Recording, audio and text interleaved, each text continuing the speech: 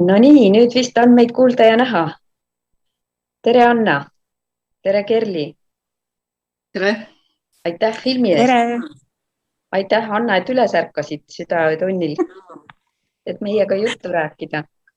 Aga see on nii intrigeeriv film, et seda ei saa ilma kommentaarideta küll mitte eetrisse lasta. Ka mitte siinmaal, kus see filmi teema, ma kujutan ette, on vägagi aktuaalne. Aga enne kui me läheme vestluse juurde, võib-olla ma ütleks paar sõna Anna kohta, mida ma olen tema kohta välja uurinud. Anna on igati haritud naisterahvas, ta on õppinud väga paljudes koolides, Tartu Ülikoolis võrdlevat kirjandusteadust ja rahvaluulet, Tartu kõrgemas kunstikoolis fotograafiat ja Tallinna Ülikooli Balti filmi- ja meediakoolis filmirežissööriks. Ja filmide rida on sul ka juba päris pikk, 10 filmi, kus sa oled olnud erinevates rollides nii põhitegijana kui väiksema tegijana kaasas. Ja Kerlit tunnevad Toronto eestlased ilmselt kõik juba väga hästi. Kerli, ma tean, on õppinud Tartu Ülikoolis geograafiat, aga selle asjaga ei tegele juba ammu, sest temast on saanud professionaalne fotograaf ja fotoõpetaja ka Eestis. Ja no Torontos on tal olnud väga palju ameteid ja kõige tähtsam minu jaoks on see, et ta on olnud Vemu arhiivis väga tubli arhivaar ja abiline kõigi oma erinevate talentidega.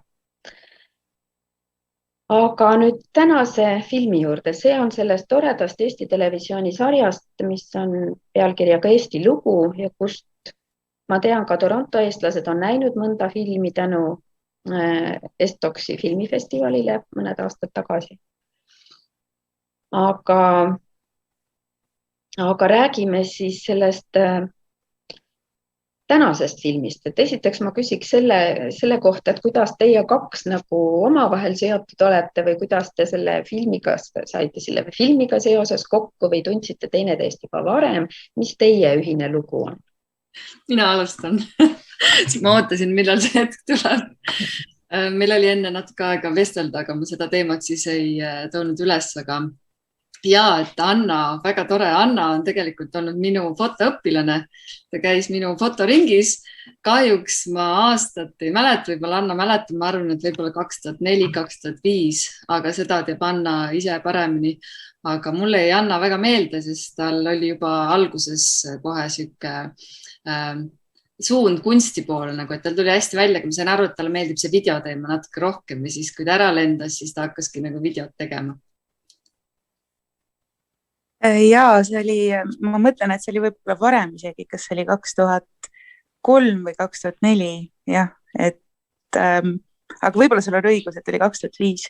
Igal juhul väga oluline etapp minu elus ja see oli ka Tartus, oli see fotoring ja siis nüüd see film on ka filmitud Tartus ja me oleme puutunud jälle Kerliga kokku läbi siis toidu päästmise.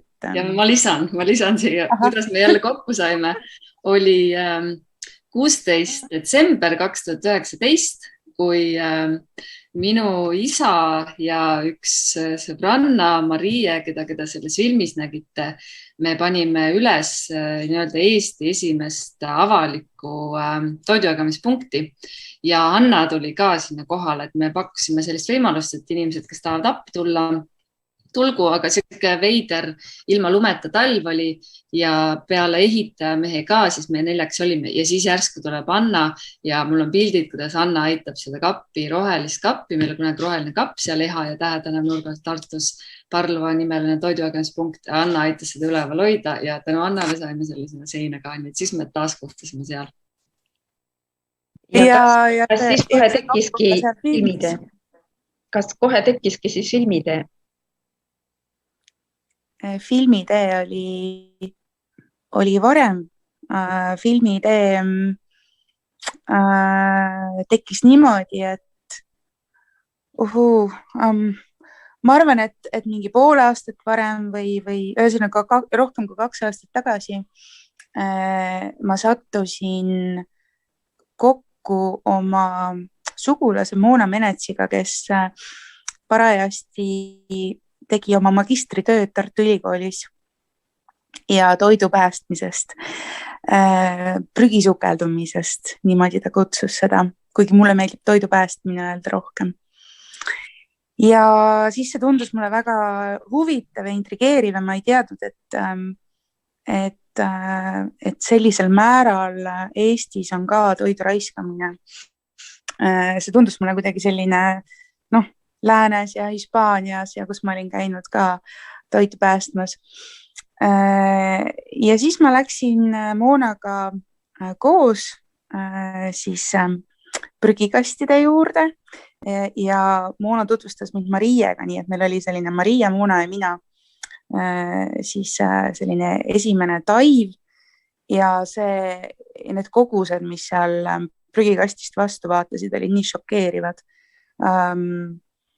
Korralik toit, mis lihtsalt oli prügikasti visatud, et siis ma tundsin, et mul on kindlasti vaja sellest film teha ja niimoodi nüüdseks siis ma olengi üle 2 aasta ise ka toidupäästja siin Tartus ja põhiline toit tulebki prügikastist minu perre, et praegu ka ma kasutasin aega, et kuna mul oli vaja siin öösel üleval olla, siis tegin tiiru ja päästsin väga palju tomateid ära ja avastasin veel prügikastis olid istikud, puud, et need siis prügimäe asemel nüüd lähevad aedadesse. Nii et jaa, see toidu päästmine on neid kokku viinud ja kokku toonud jälle Kerliga. Kerli kohalolu on siin Tartus väga tugevalt tunda läbi nende kappide ja läbi selle toidupäästmiskogukonna, nii et isegi kui Kerli on seal kaugel Kanadas, siis siuke tunnen, et sa oleksid kogu siin. Kapid on ikka Eestis. Ja. Kerli, no kuidas siis esimese kapini jõudsite või mis mehhanism seal taga on? Ja kapi see siuke nii-öelda üleüldse see süsteem, see food sharing uks nimetatakse seda, see on Euroopa liikumine, alguse sai Saksamaal 2012 oli vist jah see aasta, et kui 2 saksa noormeest mõtlesid, et Saksamaa on nii heaolu ühiskond ja neil on palju toitu, nad vaatasid, et väga palju toitu läheb raisku seal, siis nad asutasidki food sharing'u. Nende mõte oligi see, et võtta kontakti ettevõtetega, kes siis toiduga tegelevad, kauplustega, restoranidega, kohvikutega, kiirsöögikohtadega, kellel on toitu siis anda selle asemel, et visata see prügikasti. Et kontseptsioon on tegelikult väga lihtne, et võtta ühendust, leppida kokkuleppe ja saata vabatahtlikult sinna, kus iganes kohast parasjagu toitu antakse ja pärast siis panna kas toidujagamispunktidesse, mida ka Berliinis, kus mina sellega tuttavaks sain, üle linna oli, või siis B, jagada sellise avaliku ausa toidu jagamise kaudu võrdselt inimeste vahel ära, kes on kohale tulnud. Ja siis mina mõtlesin, et aga okei, Saksamaa on suur riik, aga ei tea, kas meil Eestis ka on midagi raisku läheb. Mina ei olnud olin Eestis ainult ühe korra, vist 2015 tegin ühe Maxima prügikasti poe tagant lahti sellepärast, et ma ei olnud näinud, siis olid vist esimest korda tulid Eestisse need bioprügi rohelised konteinerid, sest enne meil neid ei olnud ja ma nägin seda, siis ma ei olnud Eestis too aeg, kui nad tulid ja siis ma nii uudishimust vaatasin.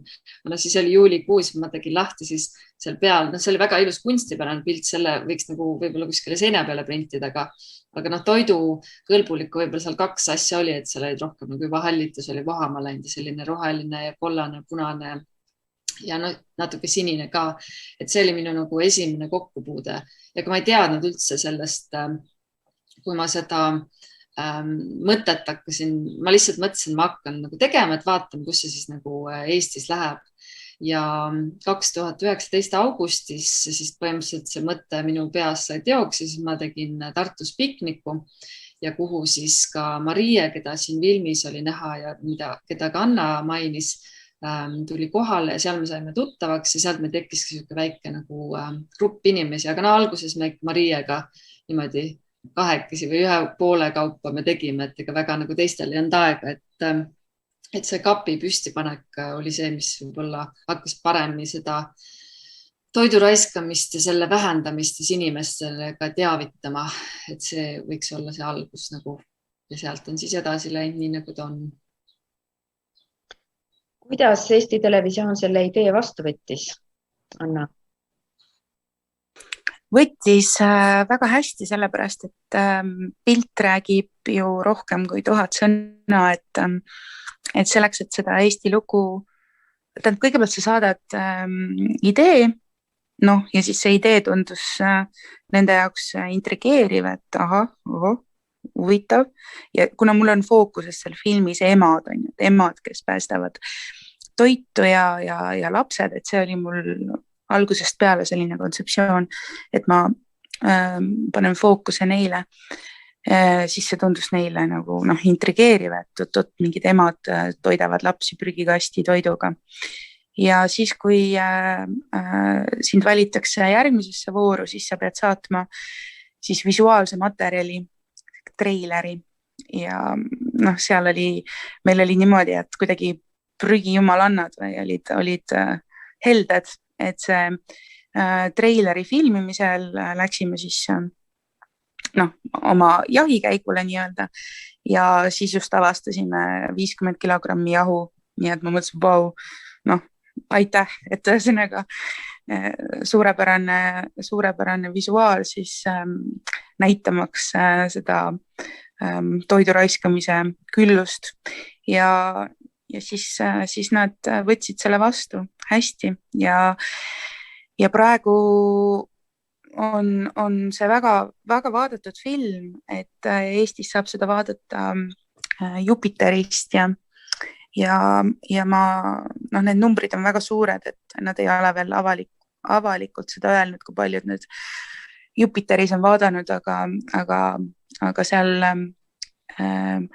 eetris vaadati seda 170 000 inimest vaatas seda eetris, mis on väga palju Eesti kohta ja enamik on vaadanud tegelikult Jupiterist, nii et väga paljud on seda vaadanud ja tegelikult peale filmi on väga palju asju juhtunud ka päriselt nagu siin elus, et selle üle mul on väga hea meel, et see ei ole jäänud lihtsalt filmiks, vaid peale filmi võttis minuga ühendust Maaeluministeerium, kutsus debatile ja ma siis mõtlesin, et huvitav, et kas nad kutsuvad sinna debatile, et nagu viibutada näpuga või, aga see oli selline avalik debatt ja seal olid poeesindajad ja toidupank ja ajakirjanikud ja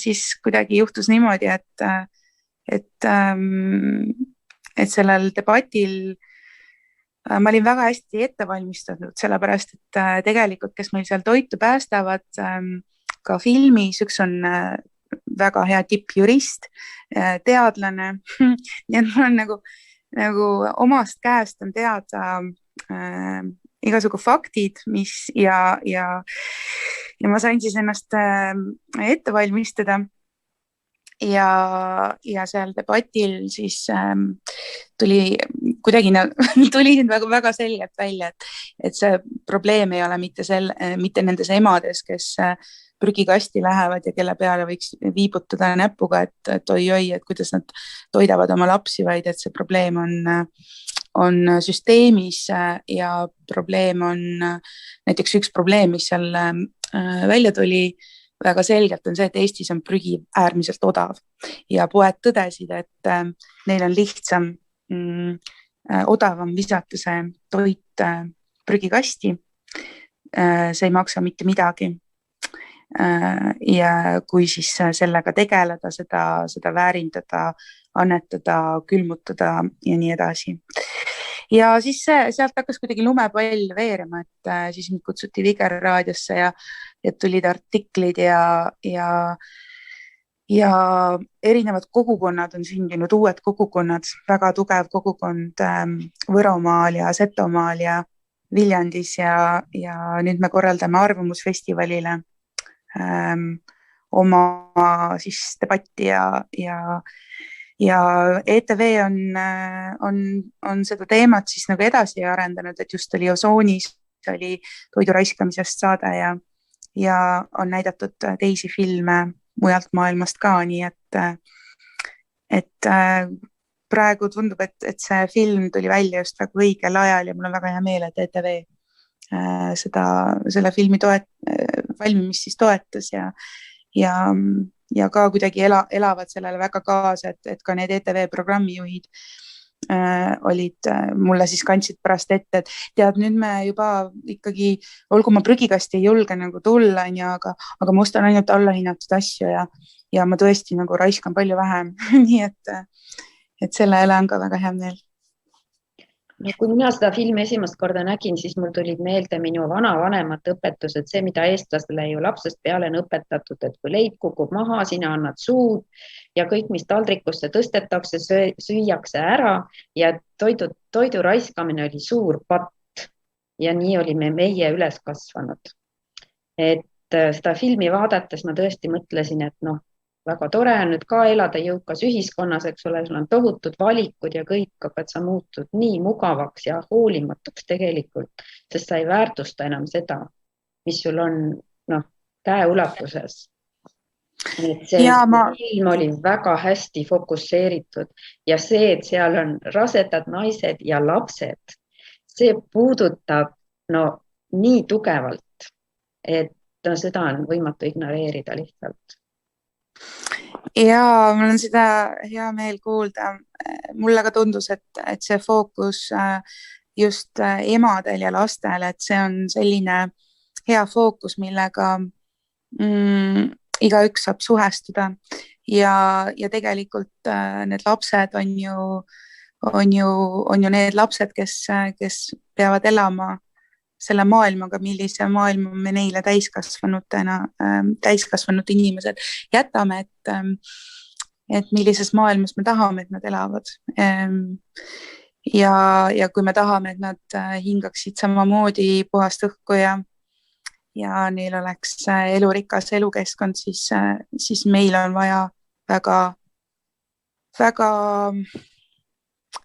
väga oluliselt oma käitumis- ja mõtlemisharjumusi muuta.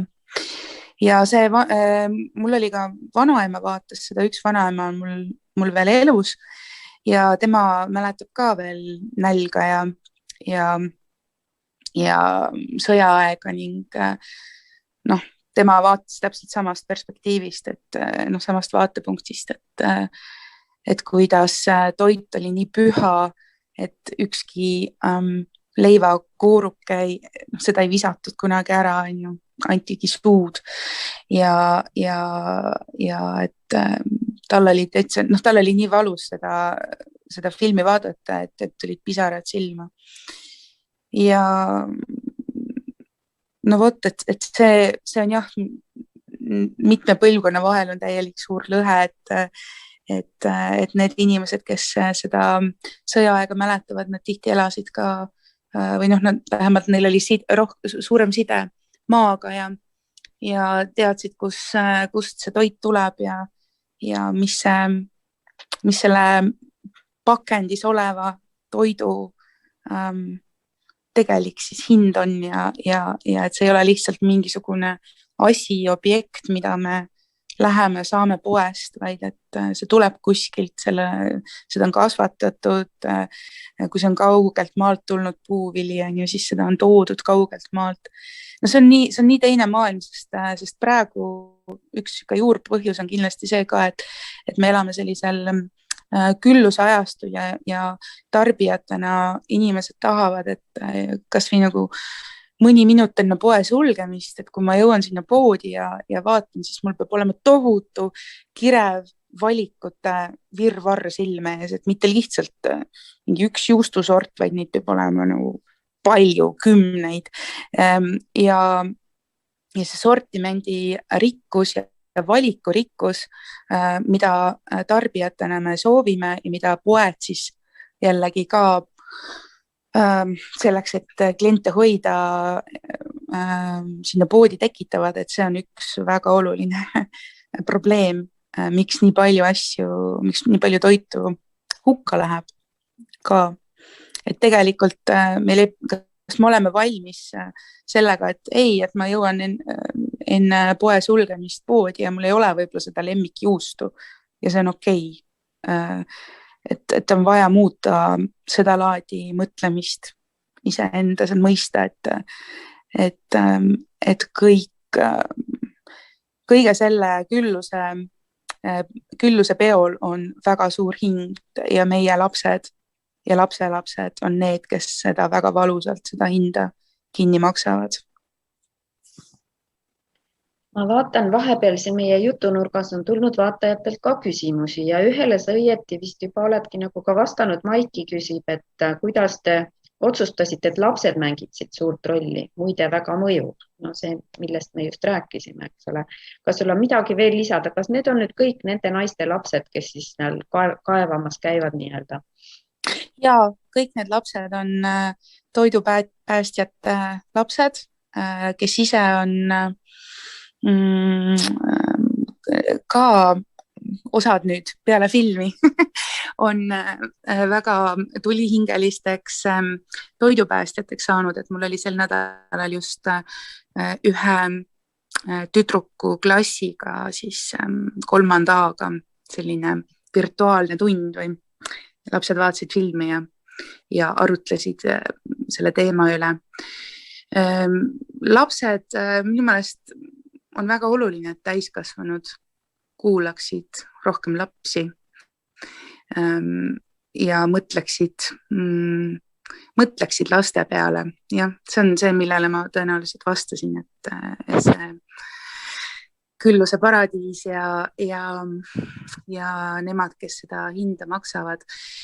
Need lapsed siin Tartus väga paljud on käinud ka koos õuelasteaias ja ma olen olnud õuelasteaias neile abiõpetaja, niimoodi aeg-ajalt vahel käinud abiõpetajaks, nii et ma teadsin neid lapsi ka juba varem ja mul on jõudsalt nagu meeldivad need lapsed ja kuidas nad mõtestavad maailma ja mul on väga hea meel, et nad olid nõus ja nende vanemad olid nõus, et nad filmis osalevad, aga jah, need on kõik need emade lapsed ja minu laps on seal ka üks. Nii et jah. Ja no need olid väga imponeerivad vestlused seal söögilaua ümber. Ma mõtlesin, et see oleks nagu mingi Eesti Televisiooni jutusaade, kus poliitikud võtavad sõna ja mis nad maailma elust arvavad. Et lapsed samamoodi arutasid seal maailma asju, eriti vahva oli see stseen, kus nad korjavad seal siis prügi seal jõe või järve ääres ja siis leiavad selle toreda ronimise puu, et nüüd oleks õige aeg teha ronimise paus. Nii et teeme küll seda tähtsat kliimahoidmise tööd, aga vahepeal oleme ikka lapsed ka. Et kuidagi hästi selline loomulik on see kõik nagu nende puhul. Ja see mind ennast ka väga imponeerib, et tohutult inspireerivad lapsed ja nende maailm ja nagu ma ütlesin, et lastelt on, ma arvan, meil nii mõndagi õppida, kas või seda sama, et kuidas teha üks ronimispaus, kuidas mitte tõmmelda ja muudkui töötada ennast üle ja vaid teha neid pause ja teha ka selline pauside tegemine, ma arvan, on ka väga paljugi seotud keskkonnaküsimusega, et me ei pea kogu aeg kõrgemale ja kaugemale ja rohkem, vaid et rohkem on vaja neid pause teha ja märgata seda ümbrust meie ümber, näiteks seda ronimispuud. Et see kõik oli täiesti dokumentaalne materjal, et me läksimegi, siis lihtsalt jälgisime kaameraga, kuidas lapsed seal jõe ääres toimetavad ja see, et nad seda prügi korjavad, et need lapsed seal korjavadki väga tihti prügi, et kui nad käivad looduses, siis neil ongi selline prügikott kaasas, et see oli loomulik neile, et see ei olnud nii, et ma nüüd käskisin, et nüüd hakata prügi korjama, et seda ei olnud. Ma piilun veel siin küsimusi. Maiki küsis ka ja sellest oli ka põgusalt juttu, aga äkki sa tahad midagi lisada, et kuidas film selle pealkirja endale sai? Pealkirjadega on on alati selline lugu, et mulle, et kuidagi ma pean nagu magama nende peal või ühesõnaga, et see pealkiri sündis montaaži juba siis, kui film oli montaažis, juba peaaegu montaaž oli valmis. Et kuidagi, kuna film öeldakse, sünnibki mitu korda, üks kord idee tasandil, siis võttel ja siis lõpuks montaažis, et siis kuidagi, kui see kõik hakkas kokku tulema, siis mul tuli ühe niimoodi unenäos või mul nagu tihti tekivad sellised äratundmised sellises hämarolekus, kui ei maga enam ja kui samas ei ole veel ärkvel ja siis tuli see pealkiri ka ja mulle tundus, et see on sobib, et temas on nagu mitmeid viiteid sellele külluse paradiisile ja ka sellele sellisele, et me elame justkui võiks homme saabub, et ükskõik, mis me praegu teeme, et homme saabub ju paradiis. Teisalt ka see mingi lootus, et nendele lastele mõeldes, et on võimalik, et homme on see paradiis, kui me täna midagi muudame. Nii et mulle tundus, et see on kõnetab erinevaid mõtteid ja annab mingi suuna siis ka vaatajale, mille peale mõelda. Ei ole lihtsalt prügikast või emad prügikastis või midagi sellist. Vincent küsib inglise keeles. Et eks sa vali, kas vastad eesti või inglise keeles. Vincent õpib usinalt meil eesti keelt juba ka. Ta küsib, et has any legislation been discussed in Estonia to reduce food waste from supermarkets? Et kas on mingid seadusandlust ka juba laual? Aitäh, Vincent. Jah, kui ma tohib, võin eesti keeles vastata ja äkki siis sa võid tõlkida. Sellega on niimoodi, et ja on sellest teemast, selle teemaga tegeldakse ministeeriumide tasandil. Ma saan sellest just rääkida ka läbi nende kontaktide, mis mul on olnud peale filmi ja mind ka kutsuti, olen mingis virtuaalses ümarlauas olnud Keskkonnaministeeriumi ja erinevad poed ja kes seal kõik on olnud sellises ümarlauas ja siis muudkui on selline kava olemas, et kuidas vähendada toidu raiskamist, aga ausalt öeldes see kogemus ministeeriumide tasandil on selline, et kõik võtab õudselt kaua aega ja muudkui nagu räägitakse ja proovitakse neid lahendusi, aga minu jaoks, kui ma siis olen küsinud või viidanud sellele, et aga kuulge, et see on ju ebaloogiline, et kui räägime, et me tahame toidu raiskamist vähendada ja prügihind on nii odav, et siis selle peale tegelikult need ministeeriumid on öelnud, et ei, see on ikka võtab, seda ikka Rahandusministeerium ikkagi nagu oskaks öelda ja Rahandusministeerium ütleb, et ei, seda oskab ikkagi teine ministeerium öelda. Ühesõnaga, et mulle tundub, et kogu selle rohelise temaatikaga on selline, et palju võib olla sellist, et just kui midagi tehakse ja proovitakse teha ja on mingisugused ümarlauad ja erinevad kavad ja kõik, mis nagu vastu võetakse, aga ei julgeta teha julgeid otsuseid. Ja siinkohal tulebki mängu kodanikuaktivism ja ka see film ja toidu päästmine ja need kapid ja kõik see, mis me siin Kerliga teeme, et tekiks surve ühiskonna poolt päriselt võttagi otsuseid vastu. Näiteks seaduse tasandil on minu meelest nagu on väga vaja, et see prügihind ei oleks nii odav, nagu ta praegu on, kui me räägime toidu raiskamisest. Aga selles osas ei ole tahetud küll minu teada praegu veel mingit julget otsust võtta vastu. Ja minu üks sõber, kes tegeleb, ta on metsaekspert ja tegeleb metsaraie teemaga, millega on ka igasugu probleeme, mulle just ütles, et see prügi teema on sama teema nagu metsa teema, et seal on omad rahad, omad mängud ja selline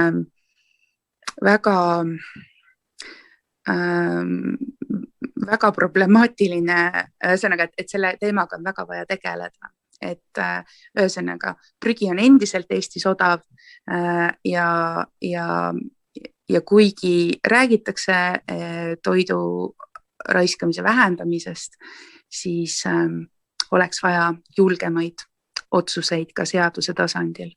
Aga see arvamusfestival, kuhu kirjutasime siis idee, sinna me oleme kutsunud ka ministrid ja vähemalt maaeluminister on lubanud tulla sinna. Nii et nendest teemadest me ka seal räägime. Loodame, et on mingit kasu, aga kõige suurem muutus tulebki sellest, kui ühiskonnas ühiskond on aktiivne ja näitab, et meile ei meeldi enam see süsteem, et seda ütles mulle Toidupanga juht, et miks näiteks Hollandis sellisel viisil ei läheks läbi toidu raiskamine poodide poolt, sest ühiskond on sellele vastu, inimesed saavad aru, et see on väga suur probleem ja nad ei vali neid poliitikuid, kes ignoreerivad näiteks keskkonna küsimusi. Nii et sükene vastus, et ühtepidi tehakse ja teisipidi nagu ei tehta, aga Kerli kindlasti oskab ka võib-olla tahab midagi öelda selle küsimuse. Anna vastasidki Liiliani küsimusele, et mida peaks tegema, et seda olukorda muuta ja seadusandluse ja ütleme inimeste harimine ilmselt ongi 2 asja, mida on vaja teha, eks ole, teadlikkus. Et Kerli, sul on nüüd kapi kogemus Eestist, kas sa oled juba Torontos ka mõne kapi püsti pannud või kuidas see Kanada olukord nüüd paistab selle teema valguses? Oi, siin on nii palju häid mõtteid, ma oleks võinud juba pool märkmiku täis kirjutada, mis Anna kõik rääkis, et alustades sellest, kuidas me toitu väärtustame ja kuidas sa oled üles kasvanud, et mina ei mäleta seda, et meil oleks nagu peres nälg olnud, aga kuidagi seda toitu oli, aga see oli nagu väärt, et teda oli, et kõige erksam mälestus lapsepõlvest on, kui ema kuidagi sai, ma isegi ei tea, ma pean ta käest üle küsima, kust ta sai see ühe rohelise banaani. Ja meil oli siis vennaga ikka selline pidu, et banaane tahaks ju kohe süüa, see on roheline. Ema ütles, et enne peab kollaseks minema ja siis saab alles süüa. Siis me panime akna vahel, et lootsime, et ta läheb, aga ta võttis nii kaua aega, ei läinud 1, 2, 3 päevaga, läks 4 päevaga. Ja kui me siis seda sööma hakkasime, me lõikasime sellised paberi õhukesed viilud ja siis sõime seda nagu selline nagu mingi maailma ime. Ja kui praegu nüüd viimaseid aastaid oma elus mõeldes, ma mõtlesin, et sellist aega ei tulegi, et ma näen nii palju banaane ja veel ära visatud banaane, et sa lihtsalt mõtled, et see, mis lapsepõlves oli, et see oli nagu lihtsalt ainult üks unenägu, et tegelikult seda on nagu tohutult ja seda sa saad nagu alati, kui sul on midagi vaja. Et see toidu teema on selles mõttes ka väga eriline, sest mitte keegi ei saa ilma selleta. Ja samamoodi see planeet ka, kus me elame, et see toit, mis raisatakse, et see võiks tõesti inimesteni pigem jõuda ja kui ta ei jõua, siis ta jõuab ikkagi sinna, mis meie jaoks kõige olulisem on maakera sisse kaevatud auku ja siis omamoodi hakkab kõike seda mõjutama, mis siis selle ka ühe eelmise kommentaari puhul kõiki neid lapsi, kes praegu on veel lapsed või on sündimas, hakkab siis tulevikus mõjutama. Ja Piret väga õigesti ütles seda, et see teavitamine ongi see, mis ka meie selle Tartu toidujagamise kõige üks peamiseid ülesandeid lisaks selle toidu päästmise kõrval on. Ja Anna Vilm oli selles mõttes täiesti super start sellele, et meil eelmise aasta sügisel ka juba midagi Eestis nii-öelda teleekraanidele jõudis. TV3-s oli üks saade ja neid ikka on jupiti tulnud, aga sellist nii-öelda reaalset kogemust, et inimene näitab, mis seal prügikastis tegelikult toimub, sest tavainimene ei mõtle selle peale, et ma kõnnin kuskil koju, poe taga on prügikast, ma lähen vaatan. Keegi seda tegelikult tavaliselt ei tee, et sul peab käima mingi krõks peas ära, et miskipärast sa tahad nagu seda teha ja siis sa näed, mis see tegelikult on. Et see film pani Eestis ka põhimõtteliselt nii mitmeski maakonnas need rattad tööle, et inimesed hakkasid mõtlema, et see on tohutu, mis toimub. Ja isegi meiega võeti ühendust Viljandist, Hiiumaalt, Harjumaalt, Võru inimesed ka ja Annal oli ka väga hea kogemus, et vist, ma loodan, et ma ei valeta, et Võru Maximarket vist oli nii, et seal Anna võib ise rääkida, et seal üks Maximarket tuli vastu lasterikastele peredele, et nad saavad enne sulgemist võtta siis need asjad, mis põhimõtteliselt muidu läheks prügikasti. Et mõelda, et see tuli nagu sellise suure mingi kaubandusketi poolt, et see mul tekitab endiselt külmavärin, mis tähendabki see, et kuidagi hakkavad need asjad muutuma ja kui erinevates kohtades inimesed hakkavad niimoodi mõtlema tänu näiteks sellele filmile või nad näevad jälle mingit saadet televiisorist ekraanil, et tegelikult see ei ole nagu õige, et meil tegelikult oleks selle toiduga midagi vaja teha ja miks see süsteem niimoodi on, nagu te rääkisite, see prügiteema ka täpselt samamoodi, et see prügi on odav. Jah, see tõesti, ma arvan, et see ei lõppegi enne ära, kui seal selles osas midagi ette võetakse. Muidugi poodide nii-öelda juhid või PR inimesed on jälle sellele öelnud, et see, et kui nagu kõrgemaks pannakse, ega see nagu neid ei aita, et siis nad tahavad ikka saada, sest nemad on kasumi peal väljas ettevõtted ja et neid väga see ei huvita, kuigi ka rohkem on hakanud poed Eestis ka selle peale mõtlema, et võiks nagu selle toiduga midagi ette võtta ja ma ei tea, Anna, sa kindlasti tead, et Toidupangal on ka nüüd rohkem kontakte poodidega. Ja isegi Tartus meil on võimalik päästa nii-öelda seda, mida Toidupank saab, aga kui Toidupangal ei ole sellega midagi teha, et ta peaks selle ära viskama ja meie saame põhimõtteliselt selle ja samal õhtul me jaotame selle laiali, nii et põhimõtteliselt see on ka jälle, kes teab, võib-olla selle tulemus, et see teema on liikunud, võib-olla selle filmi pärast, võib-olla sellepärast, et inimesed räägivad, nii et asjad on võimalikud, kui tõesti see teema niimoodi välja tuua. Mul on küsimus, et kuidas Kanadas on? Ja Piret, viimane küsimus, vabandust, läks vastamata ja kuidas Kanadas on? Kanadas on ka, hakkas eelmise aasta suvel, hakkas ka selline kogukonna külmikute nii-öelda levimine. No mina siin oma Eesti pagasiga tahaks ka seda kappi teha, siis külmikut ja kõike. Aga ma olen ka nagu mingi naine metsast, kedagi ma ei tea, mul ei ole haamrit ja naelu, külmkappi võib-olla kuskilt leiaks, aga see koha probleem on siin praegu, millega ma olen põhimõtteliselt septembrist nagu tegelenud, et kus see võiks olla, et siin tundub, et nii palju, kui ma rääkinud olen, et inimestele nagu see variant, et see on 24/7 kuskil lahti, et see tundub nagu mingi ulme.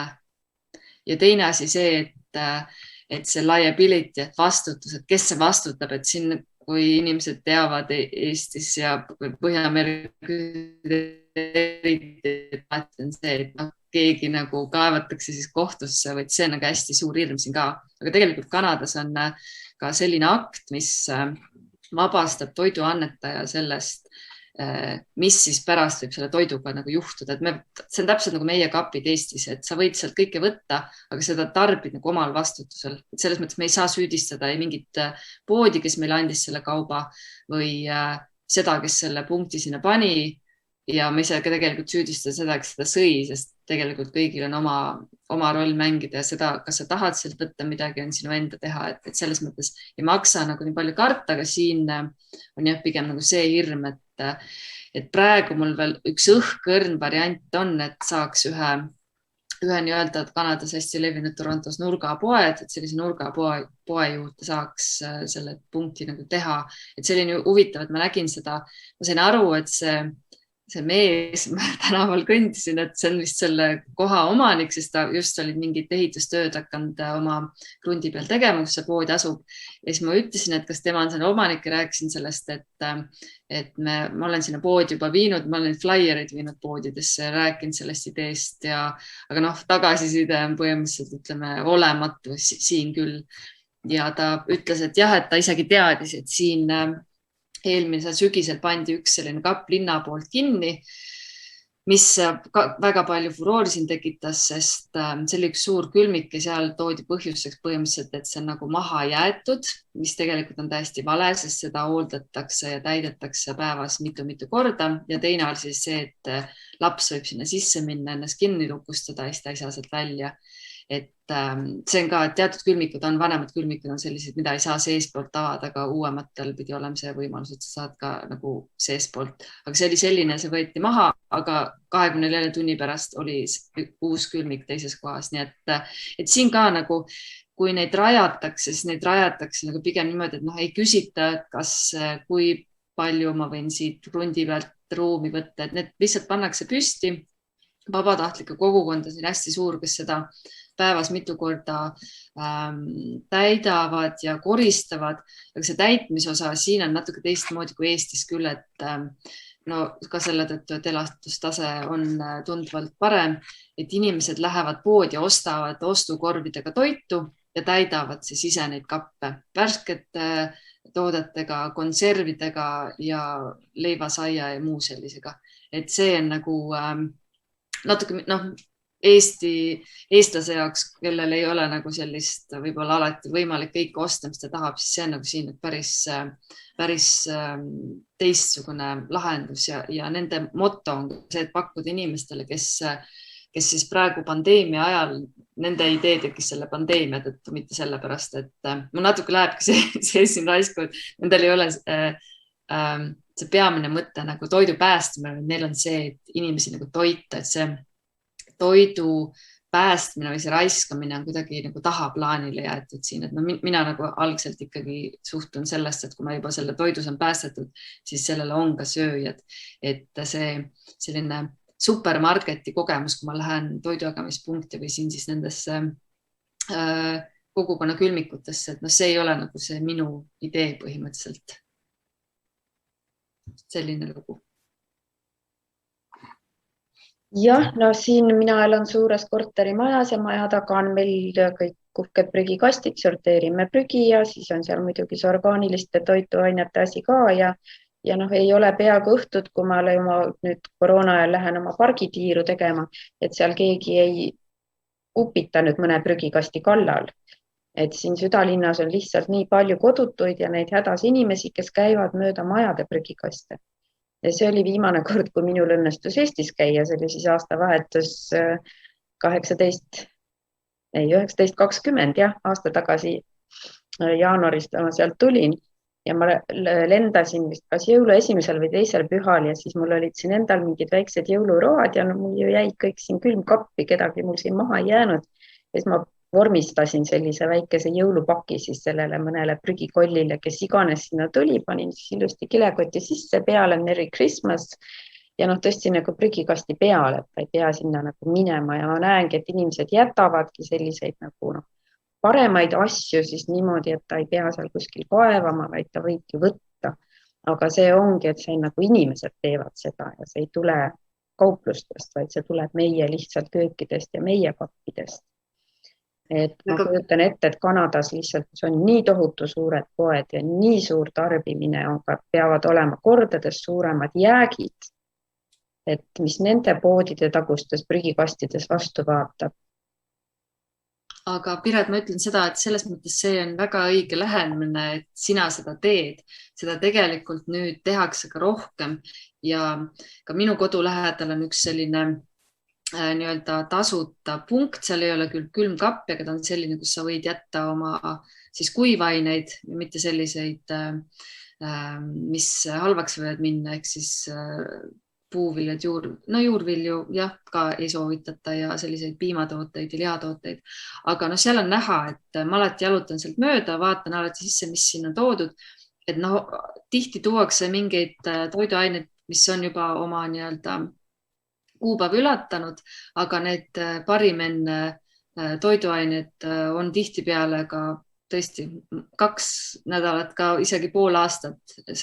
Ta ei ole kaotanud oma selle maitset või väljanägemist. Sellist asju tuuakse nagu palju ja see niimoodi, et võib-olla hommikul midagi näed ja õhtul lähed tagasi, siis tegelikult see on kadunud, sest see nõudlus on ikkagi praegu siin küll nagu väga suur, et tõesti, kus toitu saab kätte, siis ma ei imesta üldse, et nende suurte majade prügikastidest, ma arvan, inimesed leiavad nagu väga palju head kraami, sest siin raiskamine selles mõttes nagu kodune majapidamine, mis on ka Eestis tegelikult kõige suurem toidu raiskamisallikas, et me ei saagi tegelikult näidata nende suurte poodide peale ainult, et tegelikult me peame näpuga enda peale näitama, sest kodustes majapidamistes Eestis raisatakse tegelikult kõige rohkem toitu ja see ongi see teavitusosa, et oleks sinutaoliselt inimesi rohkem, kes mõtleks, et jah, et ma lähen ära, mul on see toit, panen kotti, panen sildi peale, see ei ole nagu mingi probleem ja mõtle, kui kõik inimesed seda teeksid siis homme saabubki paradiis.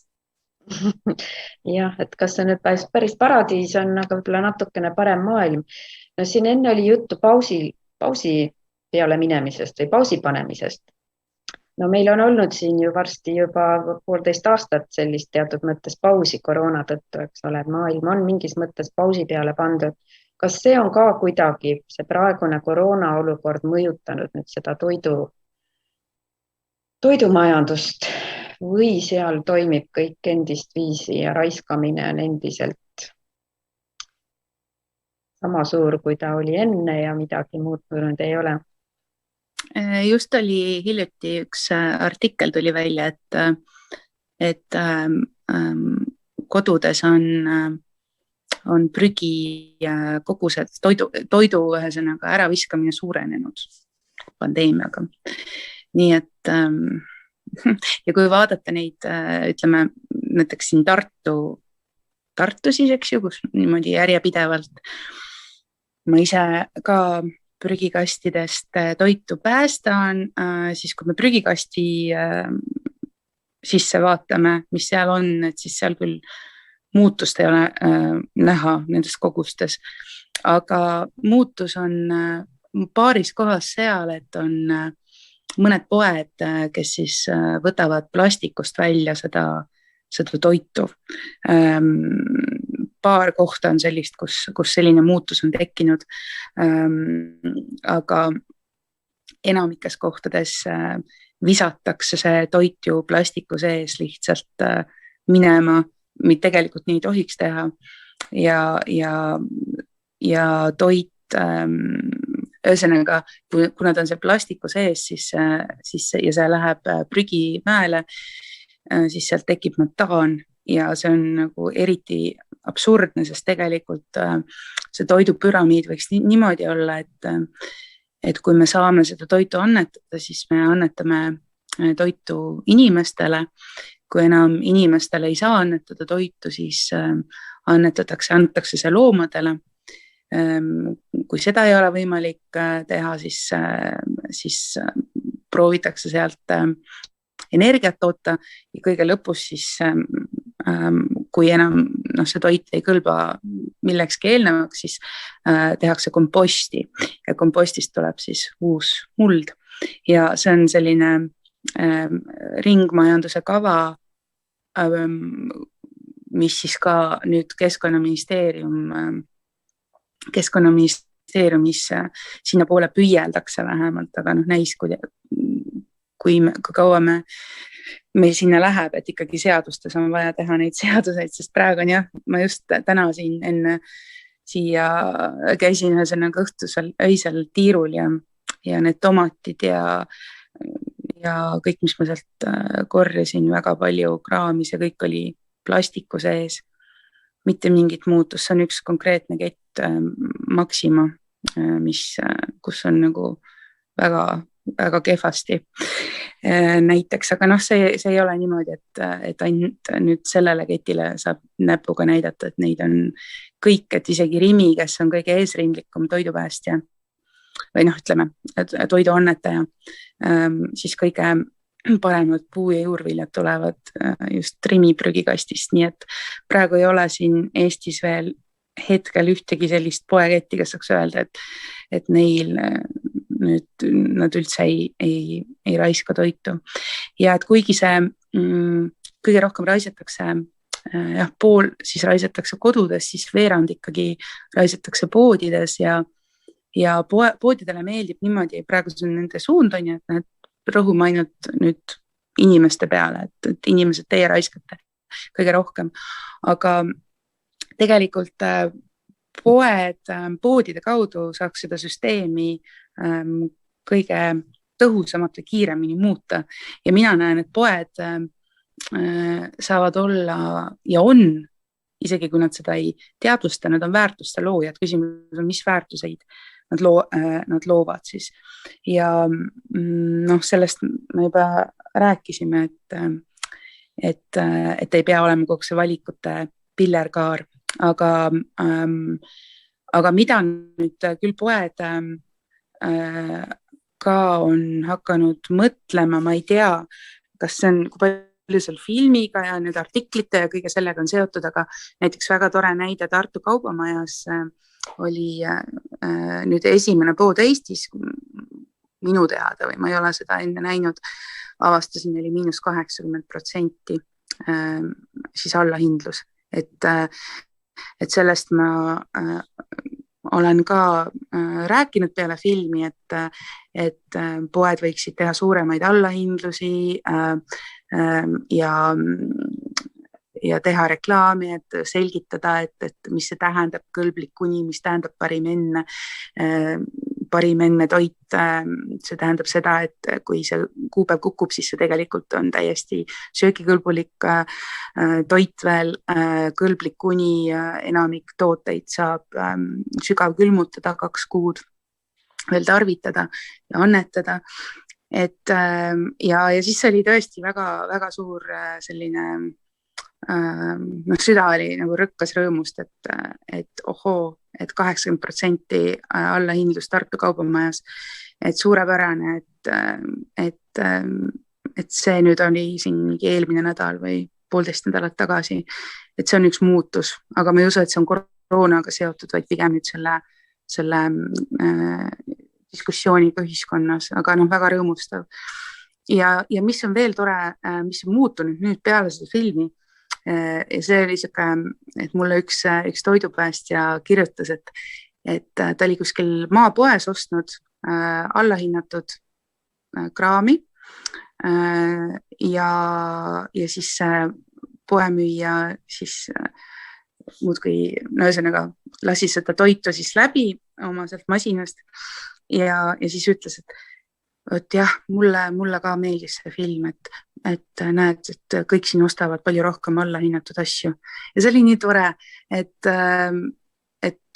sest üks asi, mis ma pärast seda filmi niimoodi rääkides sellest teemast olen ka puudutanud, on see häbi, mis inimestel on, vähemalt Eestis on küll olnud, ma ei tea, kas Kanadas on, aga on olnud selline nagu inimestel selline häbi osta allahinnatud toitu, et see võrdub sellega, et sa oled vaene ja vaesus on nagu meie kapitalistlikus ühiskonnas nagu kõige hullem asi, et sa võrdudki nagu mingi prügikasti elanikuga ja siis kui kuidagi ühesõnaga, siis ma olen siin ka sellest rääkinud, et näed, et ei, et mina lähen julgelt ja ainsad asjad, mis ma poest ostan, ongi ainult allahinnatud kraam, mis ma tean, et see läheb prügipressi sellel õhtul. Et niimoodi julgelt selg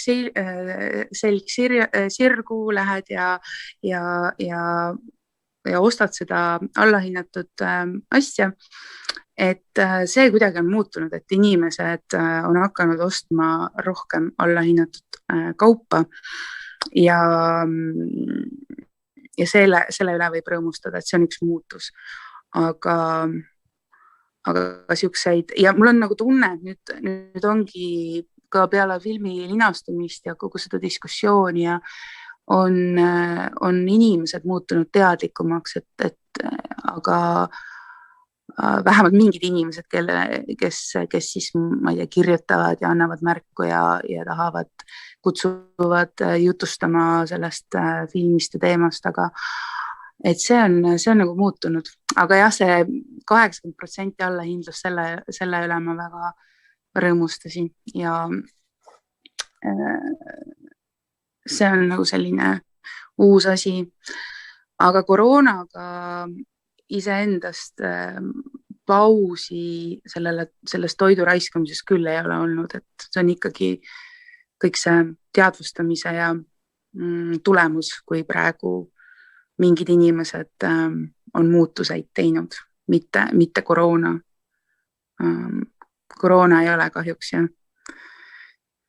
selles osas nüüd kuidagi seda prügikastide sisu mõjutanud kuidagi paremuse poole. Anna, ma pean sind kurvastama, sest siin Torontos küll sellist asja ei ole, mingid allahinnatud asjad. Ei ole või? Ei ole ja siin on, ütleme, ma arvan 80% on prügipressid, et siin põhimõtteliselt või on kuskil punkris kinni luku taga ja isegi kui on midagi kuskil väljas mõne poe taga, siis on nagu ära lõhutud asjad.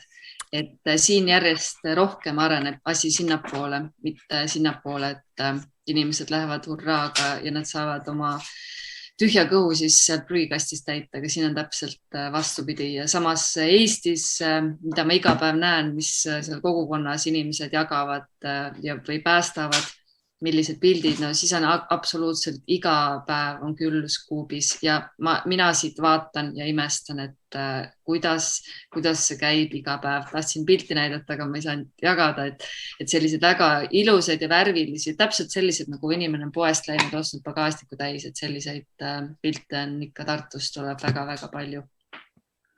No need tomatid, mis ma praegu sain, on ka täiesti nagu poes käik ongi et lihtsalt poe taga selline korralikud tomatid, see on kõige kurvem on ju, et vaatadki seda kraami, see on nii ilus, miks ta on ära visatud on ju, et kas ta siis ei vasta mingile standardile või tuleb uus tellimus peale, meil peab olema see küllus, et ja kõige kurvem, kus ma ise ikka olen pisaraid valanud on, kui avastad seda liha ja kala, et ma panen laadima, et ühesõnaga avastad seda liha ja kala, et see on kõige raskem ja kõige kurvem, et kui palju loomi lõpetab prügikastis, see on kohutav. Aga see on väga see, et seal ei ole allahindlusi, aga võib-olla see on üks koht, kus saaks ka muutuse teha või kuidagi sellel teemal seda teemat tõstatada, et miks see nii on? No mõned ikka on, mina ostsin nädalavahetusel just juustu, mis oli 50% all, minu lemmikjuust oli 50% alla hinnatud. Mis poest? Mul on 2 lemmik Manulife Centeris, väga udupeen pood.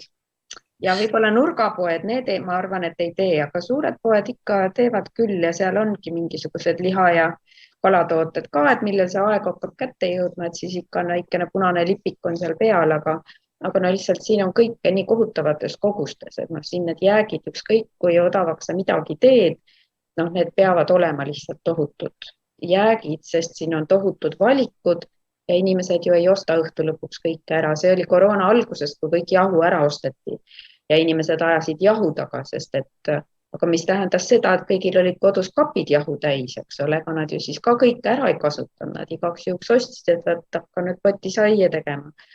Et kindlasti mitte kõik ei, okei, jahu seisab ka, et ta ei lähe sul hulluks siin kohe mõne kuuga, aga siin on jah ju tohutud kogused. Ma vaatan kella, film oli 30 minutit, aga me oleme juba üle tunni varsti juttu puhunud ja see on nii magus teema, et sellest võibki jääda ilmselt rääkima ja meil kõigil on palju oma lugusid ka, mida jagada. Aga ma nüüd püüaks teha nagu kiire lõppringi, et kui te nüüd mõlemad ütleks midagi lühikest ja löövat ja üles kutsuvat, mida igaüks meist võiks kohe homme päev, täna õhtul teha, et midagi kas või väikest muutust tuua ellu.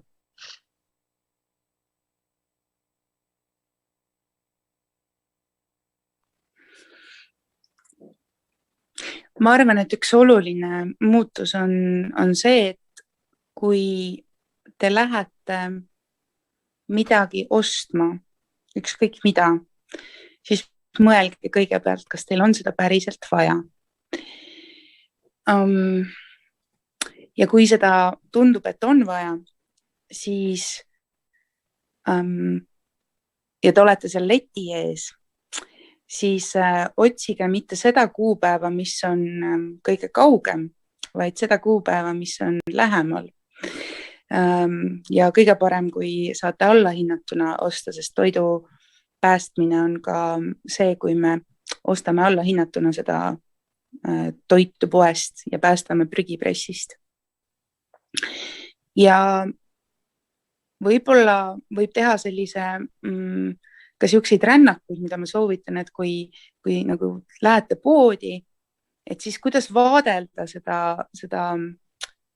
seda toitu, mis seal on, mitte lihtsalt nagu mingi ese, vaid et mõelda, kus see on tulnud, kus teda on kasvatatud, kuidas on seda kasvatatud ja hakata nägema juurika taga seda põldu, seda inimest, seda transporti, kus ta on toodud, hakata nägema liha taga seda looma, kust ta tuleb, kas ta on kuskil farmis hormoonidega täis süstitud ja niimoodi kasvanud, hakata nägema seda seost ja siis ma arvan, hakkab tekkima see ka seos selle ümber, et me kõik oleme siin seotud ja minu käitumisest siin ja praegu sõltub tegelikult väga palju.